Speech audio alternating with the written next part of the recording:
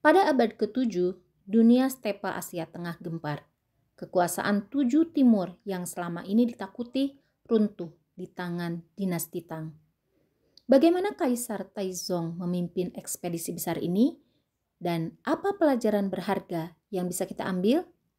Mari kita telusuri bersama.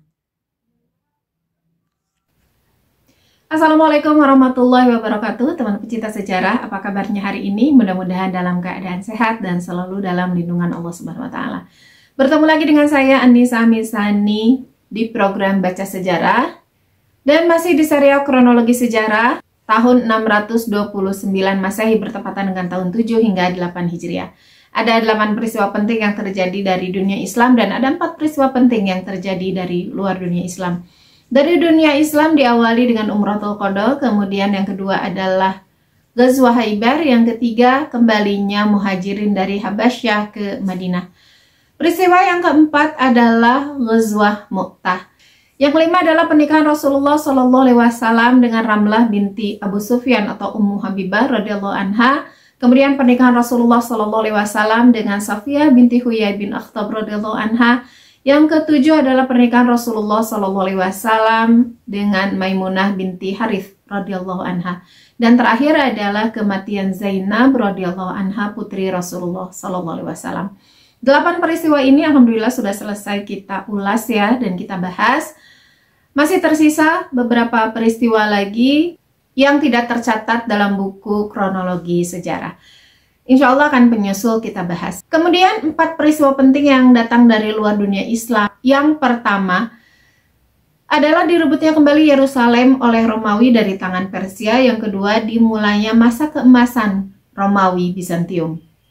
Peristiwa yang ketiga datang dari dinasti Tang di mana Kaisar Taizong melakukan kampanye militer terhadap Tujuh Timur. Peristiwa yang terakhir adalah dilantiknya Pangeran Tamura sebagai Kaisar Jonmei dari Kekaisaran Jepang. Dan teman pecinta sejarah, inilah kronologi sejarah tahun 629 Masehi bertepatan dengan tahun 7 hingga 8 Hijriah selengkapnya. Hari ini yang akan kita bahas adalah tentang peristiwa ketiga yang datang dari luar dunia Islam, yaitu kampanye militer yang dilakukan oleh Kaisar Taizong dari dinasti Tang kepada Tujuh Timur yang berlangsung hingga tahun 630 Masehi.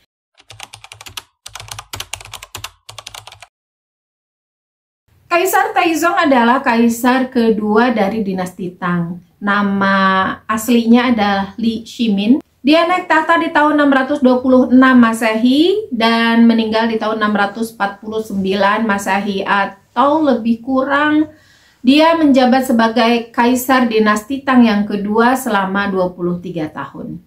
Kaisar Taizong termasuk kaisar yang paling berpengaruh dalam sejarah Tiongkok, terutama karena keberhasilannya dalam menstabilkan pemerintahan yang mulai kacau dan riuh sejak masa akhir dinasti Sui. Dinasti Sui adalah dinasti terakhir ya, sebelum dinasti Tang berkuasa. Dia juga berhasil memperluas pengaruh politik dan militer ke wilayah sekitarnya, sehingga area kekuasaan dinasti Tang itu semakin luas dibandingkan sebelumnya. Kampanye militer Kaisar Taizong terhadap Tujuh Timur ini tidak lepas dari konflik panjang antara Tujuh Timur dengan dinasti di Tiongkok.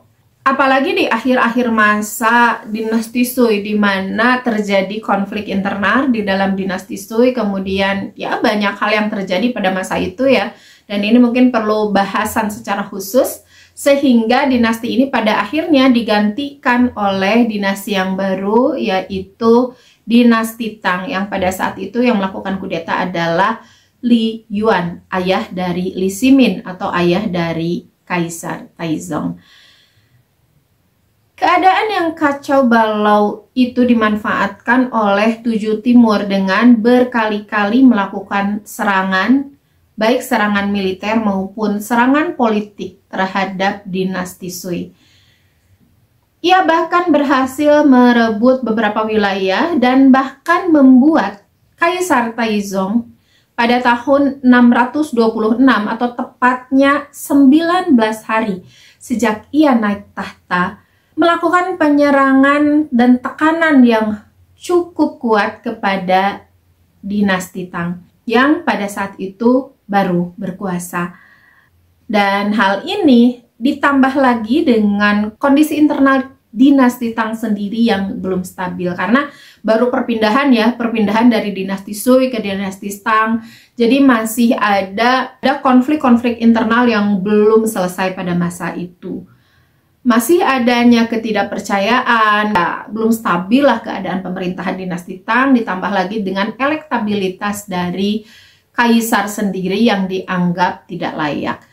Apalagi teman pencinta sejarah, kalau kita melihat dulu ke video sebelumnya ya, di mana Li Shimin atau Kaisar Taizong ini meraih tahta atau duduk di tahta kekaisaran dinasti Tang dengan cara yang cukup kejam, karena dia naik tahta dengan cara dia membunuh putra mahkota yaitu Li Jiansheng yang sebetulnya adalah kakak kandungnya sendiri.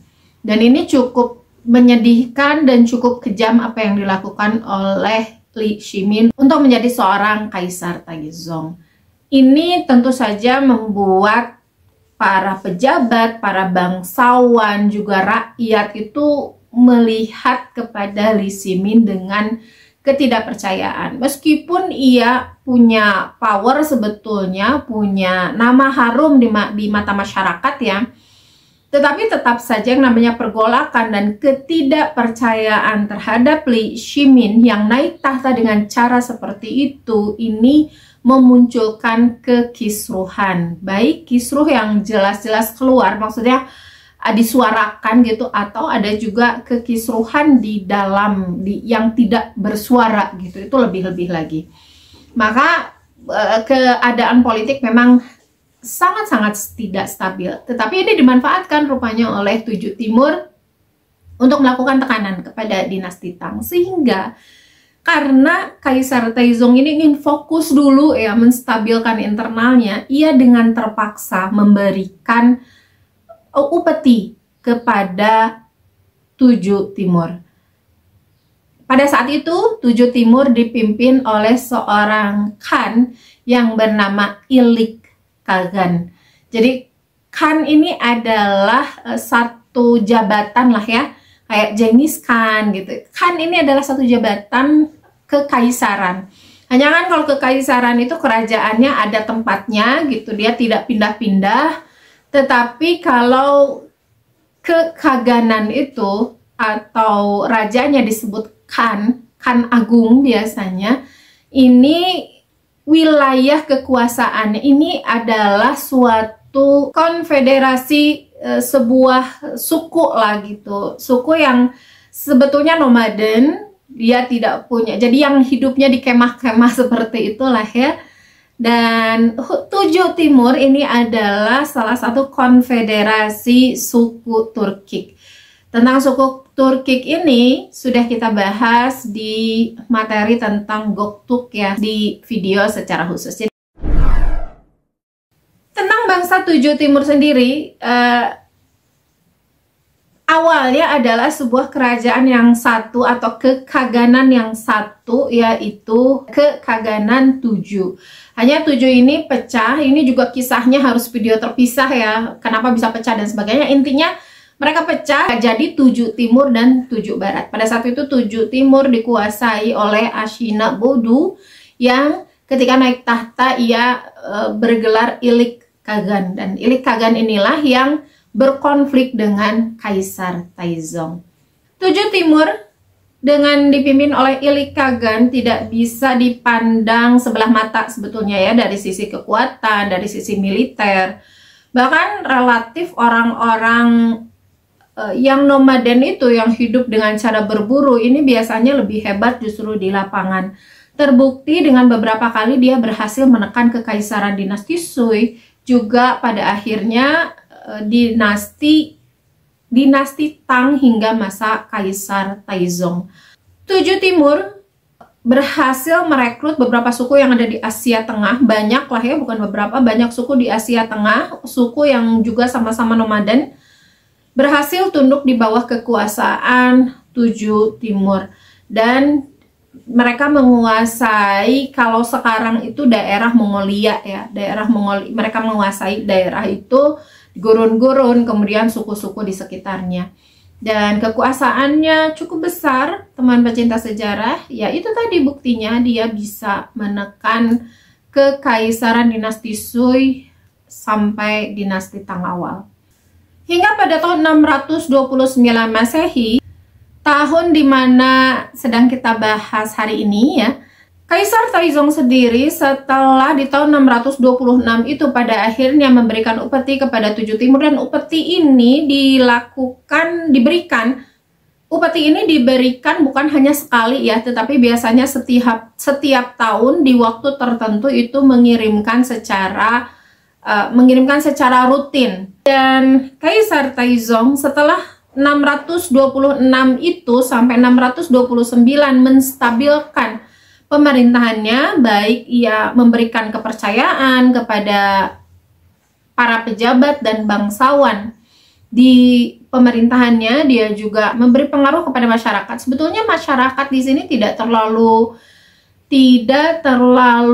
image-nya itu tidak terlalu buruk ya terhadap Kaisar Taizong, karena justru memang dukungan yang kuat itu dari rakyat jelata sebetulnya, karena namanya yang harum dari sejak dinasti Sui akhir berkuasa gitu, namanya sudah cukup harum dan sudah membantu masyarakat lah dalam banyak hal, terutama mengamankan dari para pemberontak.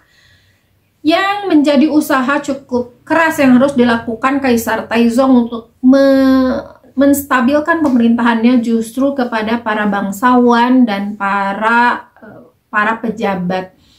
Namun lambat laun hal ini memang bisa dia lakukan, sehingga setelah dia merasa bahwa stabilitas pemerintahannya itu lebih kondusif, kemudian dia beralih untuk melakukan evaluasi. Ini dalam rangka juga untuk menstabilkan pemerintahan gitu ya, tapi secara internal lebih kuat. Hanya saja sekarang dia ingin membuktikan dirinya untuk lebih menguatkan kekaisaran Tang. Pondasinya harus lebih kuat gitu ke dalam di masyarakat, kemudian di para pejabat, kemudian juga di wilayah sekitar kekuasaan dinasti Tang di Tiongkok. Maka langkah berikutnya setelah dia menstabilkan di dalam, dia harus menstabilkan posisi dia ke sekitar Tiongkok, ke sekitar dinasti Tang.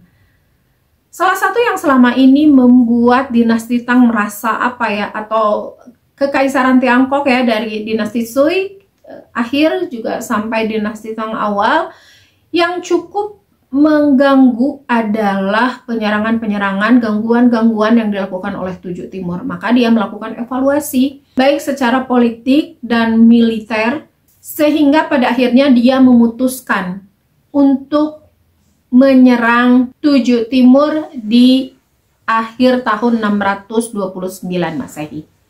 Jadi tujuan utama dari ekspedisi militer ini tentu saja adalah untuk menghilangkan ancaman di daerah utara kekaisaran dinasti Tang, sekaligus untuk memperkuat posisi dinasti Tang di Asia Tengah. Dan ini termasuk ekspedisi militer yang paling besar di masa awal-awal berdirinya dinasti Tang. Dan tentu saja hasilnya berdampak sangat besar ya, bukan hanya bagi dinasti Tang, tapi bagi konfigurasi politik di daerah Asia Tengah.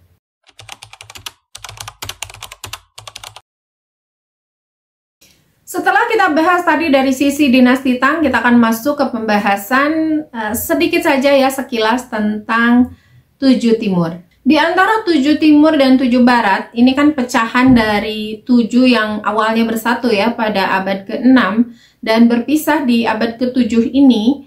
Tujuh Timur ini memiliki kekuatan yang cukup signifikan baik dari sisi politik maupun militer. Dan pada masa ini, masa Kaisar Taizong, Tujuh Timur dipimpin oleh Ilik Kagan yang mempunyai nama asli Ashina Doubi, yang merupakan penguasa dari klan Ashina dan naik tahta sekitar tahun 620 Masehi. Ilik Kagan ini seorang khan yang cukup hebat karena pada masa pemerintahannya perpolitikan menjadi stabil, terutama kekuatan militer yang dimana mereka berhasil, beberapanya adalah Mongolia, kemudian Manchuria, bahkan sampai ke wilayah-wilayah Tiongkok, perbatasan utara ya, perbatasan utara Tiongkok, dan bahkan sampai beberapa wilayah di perbatasan utara Tiongkok.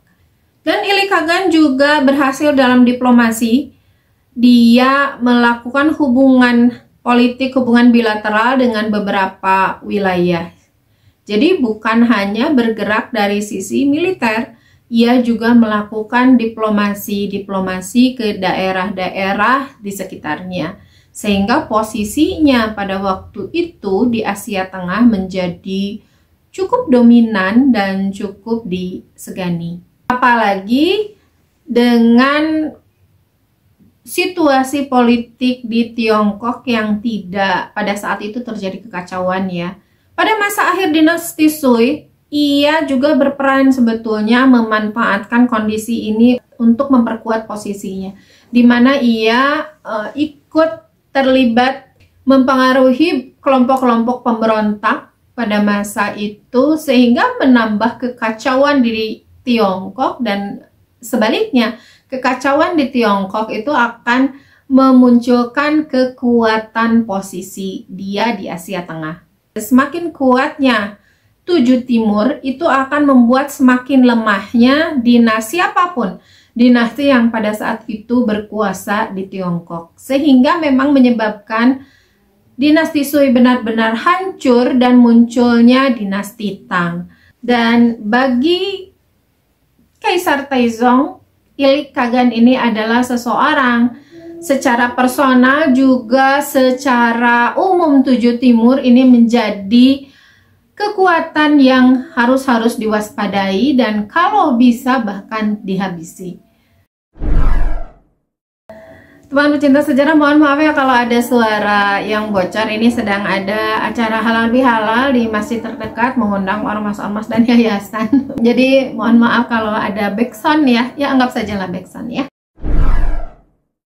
Namun teman pecinta sejarah, biasanya ketika seseorang itu unggul ya, akan banyak orang yang iri dan merasa tidak suka dengan hal itu. Ini juga berlaku bagi kekuasaan Ilik Kagan, terutama secara pribadi dirinya. Ada ketidakpuasan di kalangan para pejabat Ilik Kagan, ditambah lagi dengan sikap Ilik Kagan sendiri yang ternyata dia ini terlalu percaya dengan tahayul dan para peramal ya. Sehingga kadang-kadang dia melakukan suatu hukum atau menghukum seseorang itu dengan cara di luar undang-undang gitu. Jadi sesuai dengan apa yang dikatakan oleh peramal itu. Dan ini juga menambah banyak ketidakpuasan di kalangan para pejabat di Tujuh Timur. Hal ini langsung saja disambar teman pecinta sejarah oleh Kaisar Taizong, dimanfaatkan untuk melakukan penyerangan ke Tujuh Timur. Jadi situasi politik yang tidak kondusif di musuh itu dimanfaatkan, itu langsung ya informasinya dia dapatkan dan langsung dia bergerak dengan cara dia melemahkan posisi Ilik Kagan. Jadi ditambah-tambahin nih supaya posisi Ilik Kagannya semakin lemah dengan cara baik diplomasi, penggalangan aliansi, dan bahkan pada akhirnya dengan cara militer.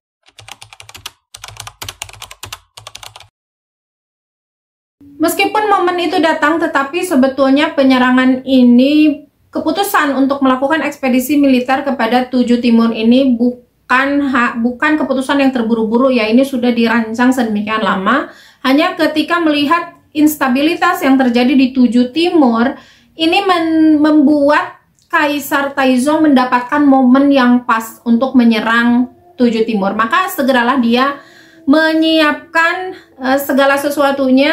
Salah satunya ia menunjuk pemimpin militer pada saat itu yang sangat terkenal di sejarah Tiongkok, yaitu Jenderal Li Jing. Li Jing sendiri adalah seorang jenderal yang hebat dan terkenal sebagai ahli taktik militer. Selain itu, ia berpengalaman di medan pertempuran. Kepemimpinannya di ekspedisi militer kali ini bukanlah pengalaman yang pertama. Selain didukung, ditambah dengan jenderal-jenderal yang hebat, Kaisar Taizong mengerahkan pasukan yang cukup banyak, terhitung banyak, yaitu lebih dari 100.000 prajurit. Tentu dengan persenjataan yang sangat lengkap.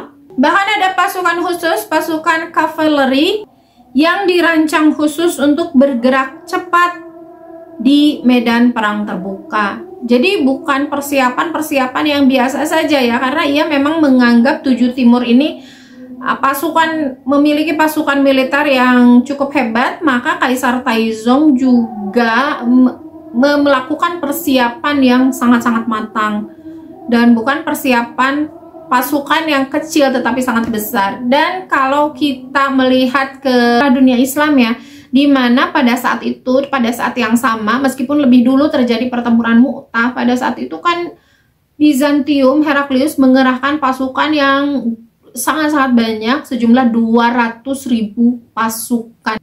Dan ini berarti setengahnya dari pasukan Heraklius, 100.000 orang untuk menyerbu ke Tujuh Timur. Pada saat itu strategi yang disepakati adalah menyerang. Jadi kan 100.000 ini tidak dari satu sisi yang menyerangnya, ya oleh Li Jing ini dibagi menjadi beberapa kelompok, kemudian menyerbu daerah Mongolia Tengah ini, daerah yang dikuasai oleh Tujuh Timur, dan bahkan pusat pemerintahannya di sana itu diserbu secara bersamaan dari berbagai sisi. Itu strateginya ya. Tetapi apakah itu saja yang dilakukan oleh Kaisar Taizong? Ternyata tidak ya, teman pecinta sejarah. Untuk memanfaatkan instabilitas yang terjadi di Tujuh Timur, ia juga mengutus orang-orang untuk melakukan diplomasi kepada suku-suku yang pada saat itu ada di bawah pengaruhnya Tujuh Timur. Sehingga dilakukanlah oleh Kaisar Taizong itu lobby-lobby politik, bahkan hadiah-hadiah sebagai rayuan kepada suku-suku di sekitar Tujuh Timur. Di antaranya adalah suku Su Yantuo, kemudian Uighur, kemudian banyak lagi ya suku-suku yang lain yang pada akhirnya memang bersedia untuk mendukung kekaisaran Tang. Atau mereka kalaupun tidak mendukung, tidak ikut menjadi pasukan dan memerangi Ilik Kagan, memerangi Tujuh Timur, paling tidak mereka diam, tidak membantu. Jadi paling tidak netral lah gitu ya, tidak memihak kepada Tujuh Timur sebagai kerajaan yang ada di atasnya gitu, yang menaunginya, tetapi juga tidak berpihak kepada dinasti Tang yang pada saat itu berposisi sebagai yang datang menyerang gitu. Jadi ya udahlah, kamu netral aja gitu, nggak berpihak ke sana sini. Kalau misalnya takut dinasti Tang nanti kalah, terus posisi kamu berat nanti ke Tujuh Timur, ke Ilik Kagan gitu ya, dikhawatirkan, maka ya udah kamu netral aja sehingga tidak memiliki resiko nanti ketika hasilnya tidak sesuai dengan keinginan. Selain militer, kemudian pendekatan politik ya, Kaisar Taizong juga mempersiapkan logistik yang sangat-sangat banyak, sangat matang, baik logistik dari persenjataan maupun perbekalan makanan untuk para pasukan. Rute yang dipakai juga rute yang diambil jalan ya dengan sangat-sangat cermat ya, di mana kemungkinan adanya serangan mendadak atau jebakan di jalan atau di rute tersebut itu kemungkinannya sangat kecil. Sehingga daripada mereka menempuh jalur utama, mereka mengambil jalur lain yang kecil kemungkinan adanya jebakan dari Tujuh Timur, karena persiapan pasukan ini juga pasti sudah tercium oleh Ilik Kagan. Jadi mereka tidak diam saja gitu ya, pasti melakukan hal-hal yang bisa menghambat kepergian atau mengurangi kekuatan dari pasukan dinasti Tang. Bahkan bukan hanya itu ya, tempat istirahat, padang rumput yang disiapkan sebagai bahan makanan untuk kuda-kuda mereka gitu. Ini disiapkan dengan sangat-sangat cermat. Baik Kaisar Taizong maupun Jenderal Li Jing ini benar-benar melakukan persiapan yang sangat-sangat cermat, meminimalisir terjadinya gangguan terhadap pasukan tersebut.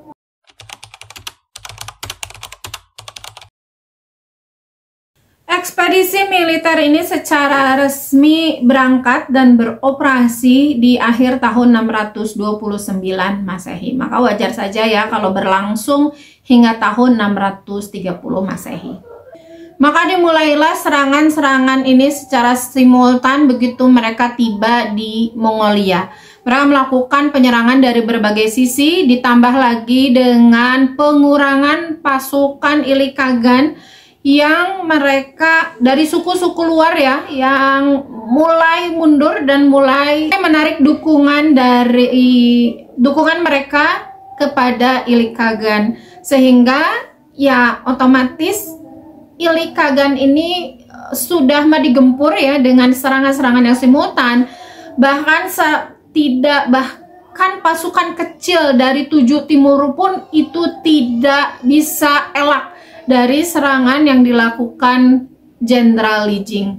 Dan seringnya serangan-serangan ini dilakukan secara mendadak, jadi kayak memukul gitu terus lari gitu, memukul lari, sehingga ya ini otomatis membuat 7 timur kewalahan. Jadinya konsentrasi Ilikagan itu menjadi terbagi, tidak bisa fokus dia menyerang gitu, sehingga Lambat laun ini melemahkan pasukannya. Mungkin teman pecinta sejarah ini kita kayak dejavu ya, ini pernah terjadi pada kekaisaran Bizantium, kekaisaran Romawi Bizantium yang pada saat itu diserang dari berbagai sisi, baik dari belakang oleh bangsa Slav dan bangsa Avar, dari arah depan itu oleh Persia.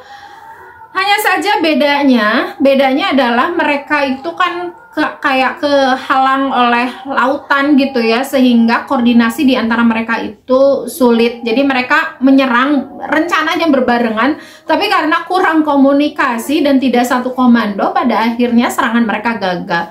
Berbeda dengan dinasti Tang ini, taktik perangnya sama sebetulnya dengan yang dilakukan oleh Persia dan sekutu-sekutunya terhadap Romawi Bizantium. Kali ini yang dilakukan oleh dinasti Tang benar-benar rapi, koordinasinya juga benar-benar sangat-sangat baik.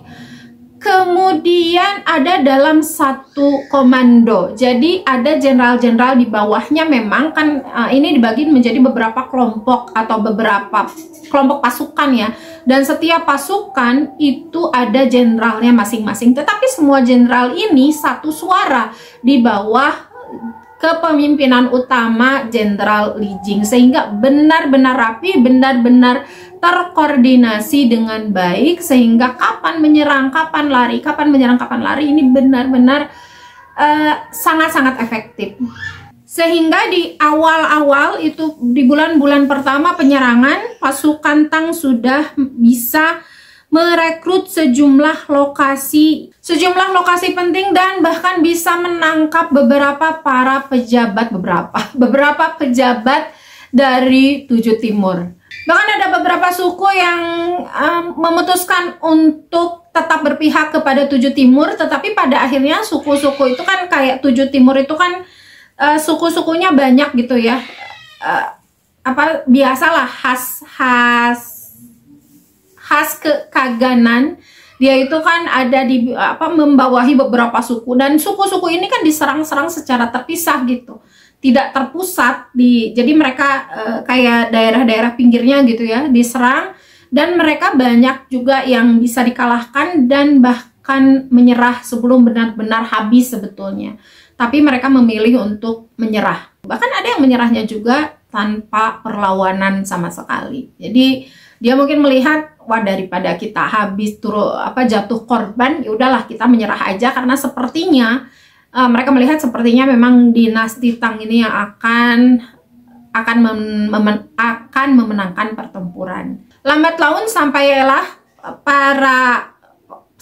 pasukan dinasti Tang ini untuk menyerbu pusat pemerintahan Tujuh Timur atau markas utamanya Ilik Kagan. Lalu dari mana Jenderal Li Jing mendapatkan informasi tentang markas utamanya Ilik Kagan? Tentu saja ia mencari informasi dari suku-suku yang tadi membelot ya dan menyerah. Dan setelah didapatkan titik itu, langsunglah Jenderal Li Jing ini melakukan koordinasi dengan para jenderal untuk melancarkan serangan dengan cepat. Kecepatan serangan ini tentu saja tujuannya supaya membuat Ilik Kagan ini kaget dan terdesak gitu ya, tidak sempat untuk memobilisasi pasukannya, mengkoordinasi dan sebagainya, sehingga itulah yang terjadi dan markas utamanya Ilik Kagan ini berhasil direbut, berhasil dilumpuhkan juga dengan cepat. Dan berhasil dengan gemilang ya, 630 Masehi Ilik Kagan itu berhasil dijatuhkan tepatnya di bulan ketiga pada bulan ketiga tahun Zhenguan. Ini berhasil dikepung di Gunung Yin, dan ya pada akhirnya tidak bisa melakukan apa-apa. Ilik Kagan terdesak dan menyerah tidak menyerah begitu saja juga sih ya, ada perlawanan, tetapi ya perlawanannya jadinya tidak signifikan karena memang tidak sempat untuk melakukan konsolidasi, melakukan koordinasi dengan pasukannya. Padahal sebetulnya pasukan Ilik Kagan sendiri adalah pasukan yang cukup besar ya, bahkan yang ada di markasnya sendiri itu jumlahnya lebih dari 100.000 orang. Hampir sama dengan atau relatif sama dengan pasukan yang dibawa oleh Jenderal Li Jing dari Kekaisaran Tang di Tiongkok. Menyerahnya Ilik Kagan ini menjadi tanda berakhirnya Kekaganan Tujuh Timur.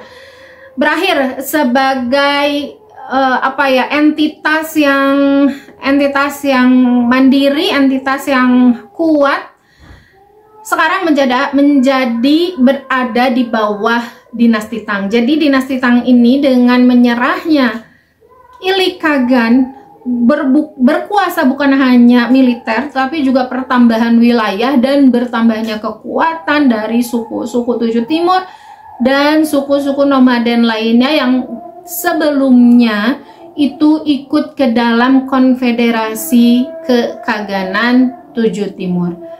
Ini kemenangan yang sangat gemilang ya bagi Kekaisaran Tang. Ini ekspedisi militer terbesar, juga kemenangan terbesar yang didapatkan oleh Kaisar Taizong di awal-awal Kekaisaran dinasti Tang.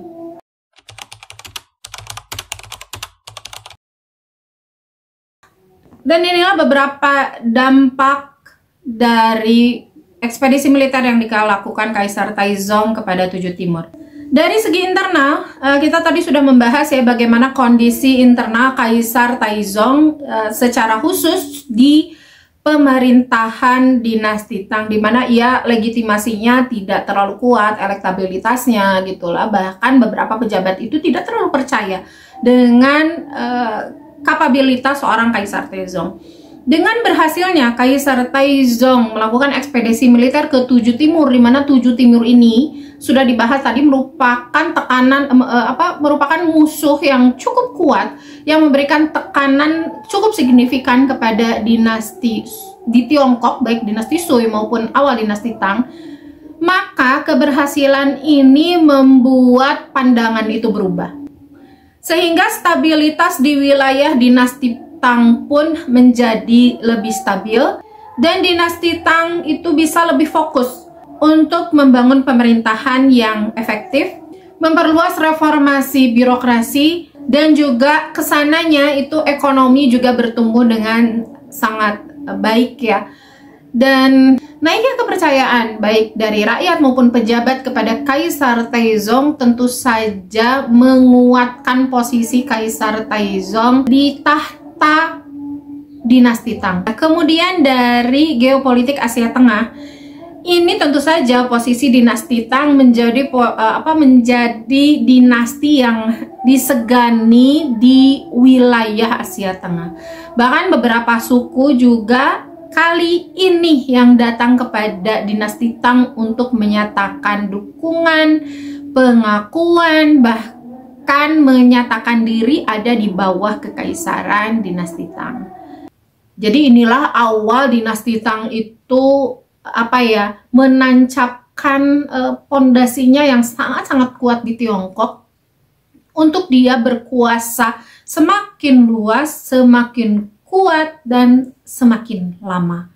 Keberhasilan ini mengubah peta hubungan antara Tiongkok dan bangsa-bangsa stepa. Kan biasanya tadi ya di awal diceritakan tahun 626 di mana Kaisar Taizong itu dengan terpaksa harus memberikan upeti kepada Tujuh Timur, dan kadang-kadang juga bahkan memberikan upeti kepada bangsa-bangsa stepa yang lain.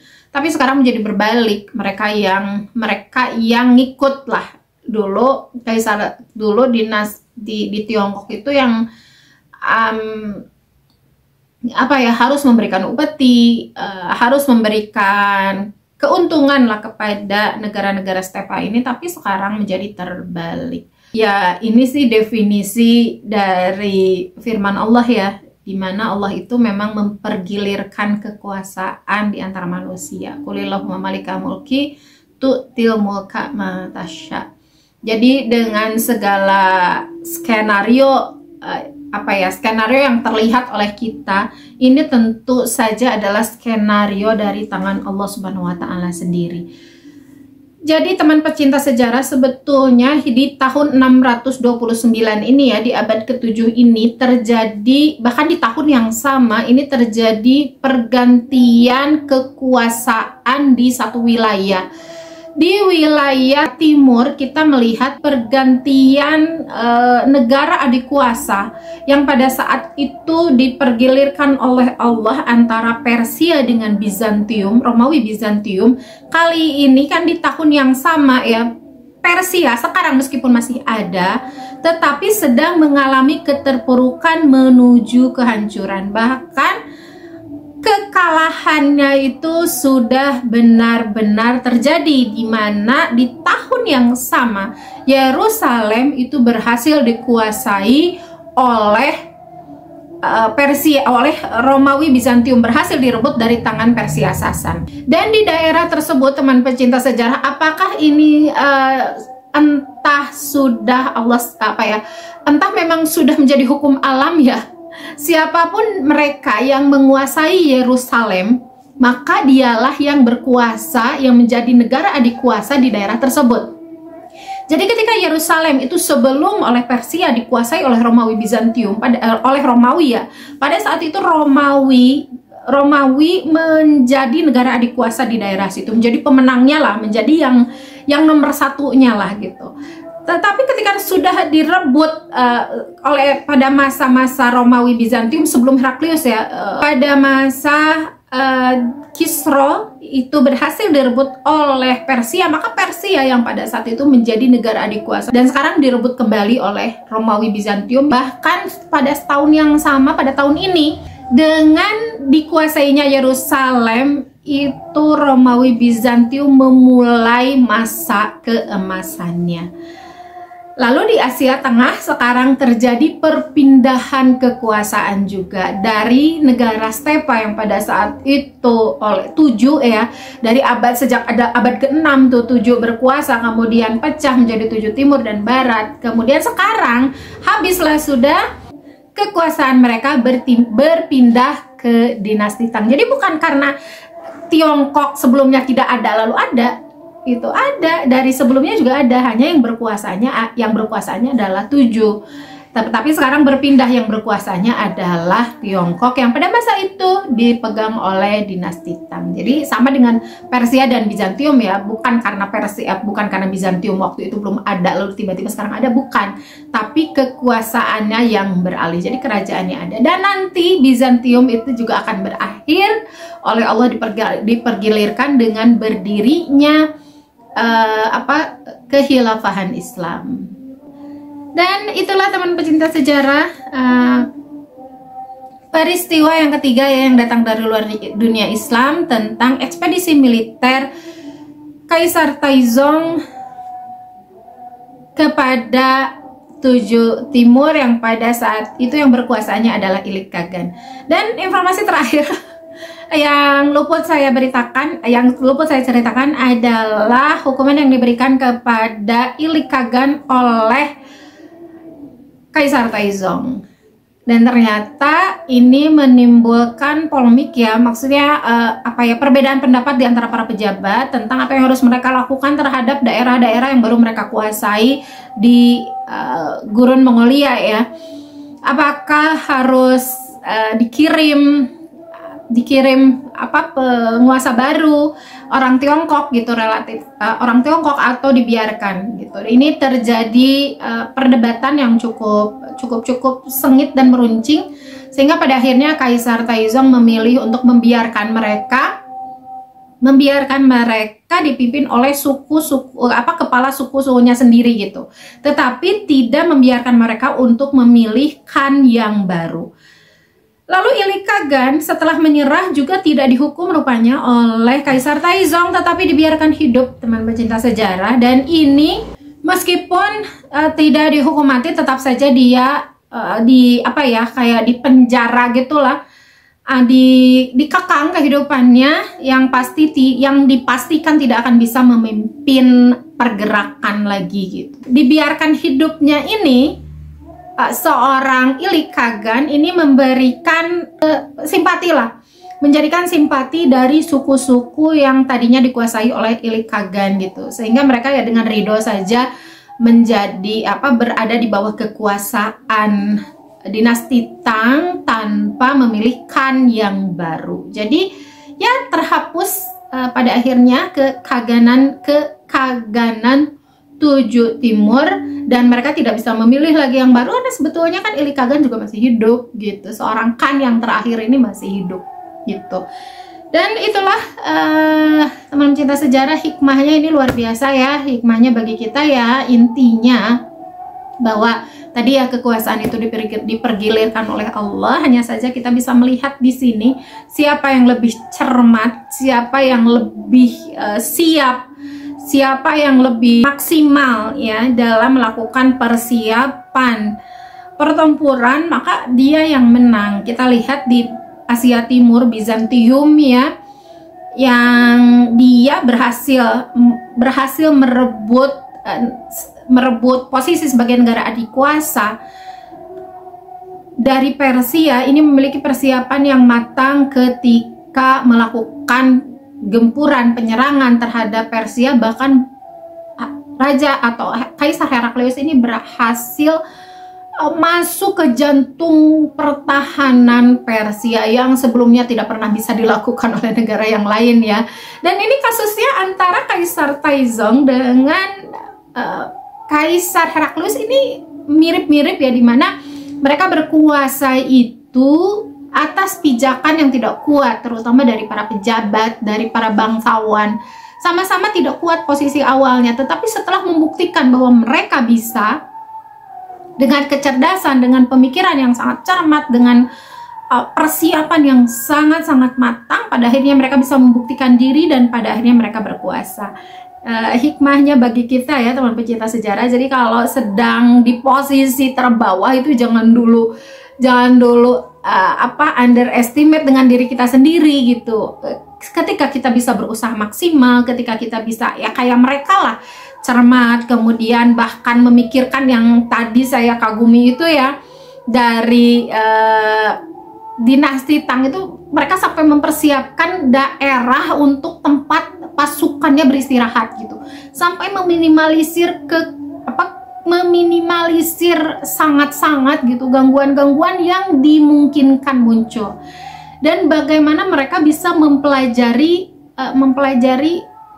musuh ya dengan sangat baik gitu. Mereka kenal bagaimana kekuatan politik musuh, kekuatan militernya, sehingga itu dipengaruhi oleh mereka pelan-pelan gitu, dengan cara lobby politik lah, dengan cara tahu banget gitu bahwa dengan menyerang secara langsung itu tanpa bisa memberikan ilikatan untuk bernafas sejenak gitu ya, itu udah sangat-sangat matang mereka pikirkan bahkan dari sebelum mereka berangkat. Nah, ini luar biasa ya, kerjasama ini berarti kerjasama antara Kaisar Taejong, kemudian kerjasama antara Kaisar Taejong dengan Jenderal Li Jing ini benar-benar kerjasama yang brilian, kerjasama yang sangat kuat, dan kemudian gaya komunikasi dan power dan yang dimiliki oleh seorang Jenderal Li Jing ketika dia mengkoordinasi, kemudian mengkomunikasikan keinginan Kaisar Taejong terhadap para jenderal ini berhasil dengan baik gitu. Komunikasinya sangat-sangat lancar, bahkan sama dari sejak pucuk pimpinan nih sampai bawahan ini mereka bergerak dengan cara yang sama sesuai dengan arahan. Ini luar biasa ya. Biasanya kan kita hanya mempelajari dari sejarah Islam ya, bagaimana kehebatan taktik para pasukan Islam, kemudian bagaimana mereka komunikasinya gitu, dan yang berbeda mungkin dan kali ini mungkin yang berbeda, mereka tidak ada pondasi ketuhanan ya, berbeda dengan ketika membahas kita tentang pasukan Islam itu selalu ada dasar-dasar, jadi kayak penjiwaan yang lebih kuat gitu, pembahasan ruhiyah yang lebih kuat, di mana ketaatan mereka kepada Allah, kemudian ketaatan mereka kepada pemimpin dan sebagainya selalu di jalur agamanya lah, jalur keimanan gitu. Sementara kan kalau di sisi kita membahas tentang Heraklius, kemudian membahas tentang Taejong, ini yang dibahas memang murni dari sisi duniawinya saja gitu ya, bagaimana taktiknya dan sebagainya. Tetapi ini tetap menjadikan pelajaran buat kita ya, teman pecinta sejarah, dimanapun kita melihat hikmah, dimanapun kita melihat pelajaran, maka kitalah yang paling berhak untuk mengambilnya. Dan tentu saja semoga kisah kali ini memberi hikmah juga buat kita dalam menjalani hidup ya, terutama dari semangat seorang Kaisar Taejong, meskipun dia mengawali dengan tidak baik ya, dia menjejakkan kaki di tahta kekaisaran dinasti Tang, tetapi pada akhirnya dia bisa mendapatkan kepercayaan. Terima kasih teman pecinta sejarah sudah menyimak sampai detik ini, lumayan video yang cukup panjang. Udah, sekali lagi mohon maaf apabila ada kesalahan. Jangan lupa untuk subscribe dan jangan lupa juga untuk like, komen, dan share supaya lebih banyak orang yang bisa mengambil hikmah dari sejarah sama seperti kita. Sampai jumpa di video berikutnya. Wassalamualaikum warahmatullahi wabarakatuh.